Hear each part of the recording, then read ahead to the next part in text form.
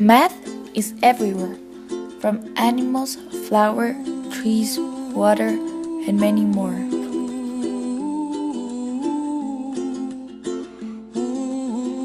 Mathematics is a wonderful tool that helps us understand much of the things that are found in our everyday life. There is much more than mathematics than just in equations and theorems.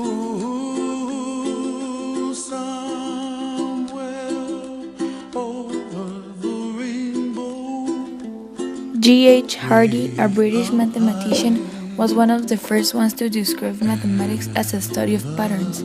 He said that patterns are the heart of mathematics, as well as other mathematicians believe that math in the subject or variable as itself is not the most important subject, but the structure of the variable and the other aspects in the problem or equation. Meaning, for example, that the variable x alone is not important as how it's arranged in the equation. Nature is full of complexity and beauty that also shows consistent mathematical patterns.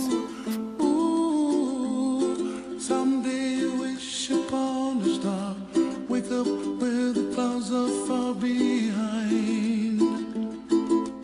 Be where trouble melts like lemon drops high above the chimney top.